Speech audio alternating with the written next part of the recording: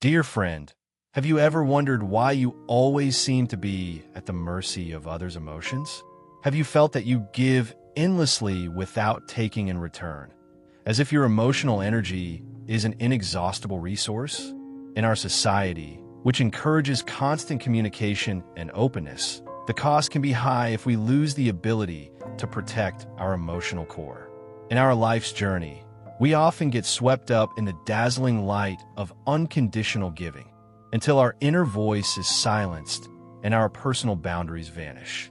The teachings of Carl Jung, Freud, and Nietzsche shed light on the importance of balancing the support we offer others with preserving our own essence. This is a call to look deeply within ourselves to discover where the true free will and personal determination reside. Imagine, for a moment, standing before a mirror that reflects an image of someone who gives without limits, constantly offering support and compassion to those who seek it. Eventually, you find yourself utterly depleted, as if you no longer have enough energy for yourself. This is the essence of emotional self-exploitation. When you continuously empty your reserves for others without safeguarding a part for yourself, you subject yourself to a life pattern where you're always available, with no clear boundaries. Over time, this gradually erodes your personality, as you forget the importance of self-care and sacrifice your most vital resources for personal growth. In today's reality, feelings of compassion and love can become blurred as societal pressures sometimes encourage an uneven openness. Recognizing this process is the first step toward constructing a protective wall of boundaries that preserves you from being taken advantage of while allowing you the space to flourish. Ask yourself, am I exploiting my emotional self? Or am I finding a balance between what I give to others and what I reserve for myself? Carl Jung spoke extensively about the concept of individuation, the journey toward integrating the diverse aspects of the self. According to Jung, each of us harbors a shadow, those parts of ourselves that are suppressed or unacknowledged. When we allow ourselves to be continually exploited emotionally without confronting this shadow, we deny ourselves the opportunity for growth and transformation. Imagine having a treasure chest filled with psychological riches, but if you open it carelessly, without order or structure, you may lose the value of each gem inside. The same applies to our emotions. Without integrating both our light and shadow, we cannot fully express who we are. Jung exhorts us to courageously face every aspect of ourselves, even those parts that seem dark or painful, and to create clear boundaries that respect every component of our being. His writings remind us that the journey toward becoming oneself is not merely a path to liberation, but also a ticket to a life imbued with real meaning. You are not truly available to others if you haven't learned to command your inner world. Ask yourself, how might facing your darker aspects help you regain control of your life? Do you believe that embracing every detail of your being, both precious and painful, can restore a wounded spirit? On the other hand, Sigmund Freud's approach emphasizes that emotional exploitation may stem from inner conflicts we are not always aware of. Freud posited that our emotions are not simply surface reactions. They're the product of deep-seated desires and often involve struggles between the ego and the ID. When you immerse yourself in giving without limits, you might be attempting to mask internal conflicts or fill an inner void resulting from low self-esteem. Think of those moments when you place others' needs above your own without hesitation. This pattern might be an indication that you're striving to compensate for emotional poverty or a lack of self-worth.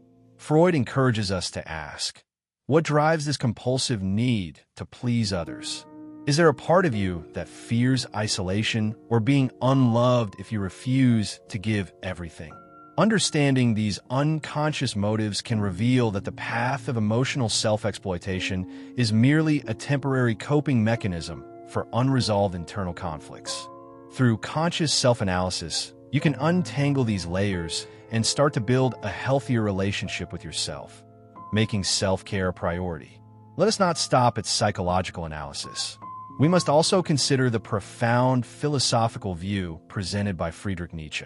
Nietzsche urged that each individual should be the creator of their own values, and that one must liberate oneself from the constraints imposed by numb emotional impulses and societal expectations.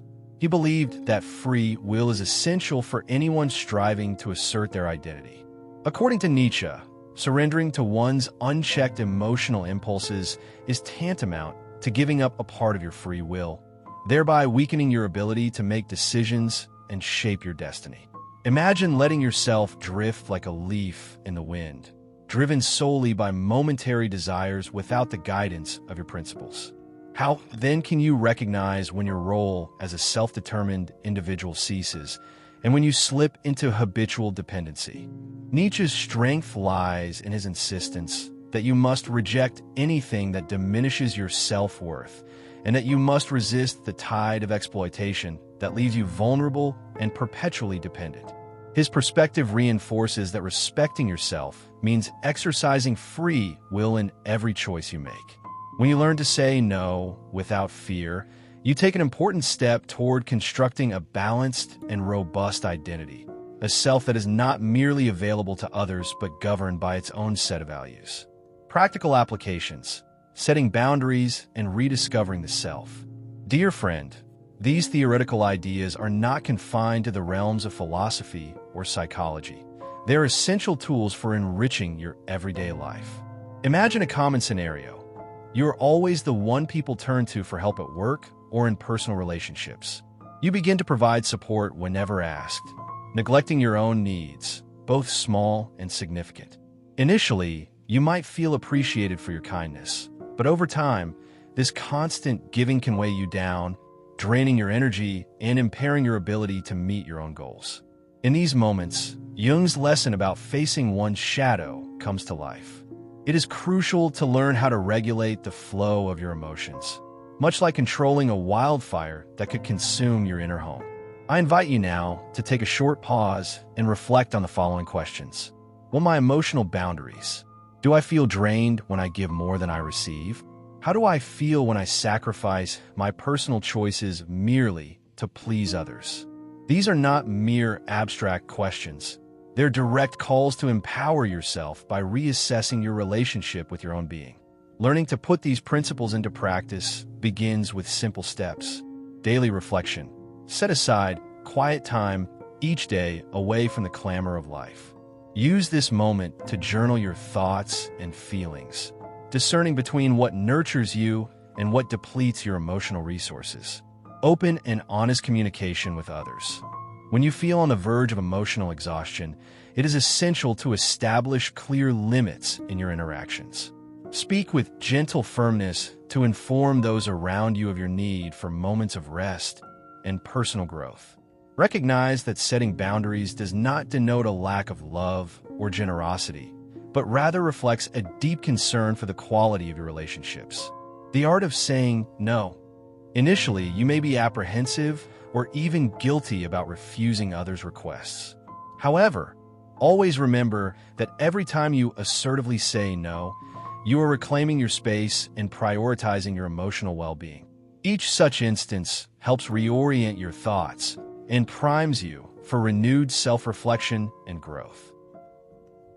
I wish you a journey filled with discovery and renewal, and may you find increasing strength with every step you take toward building an integrated and independent self. The more you come to know yourself, the more your relationships will flourish into healthy exchanges grounded in mutual respect and personal freedom.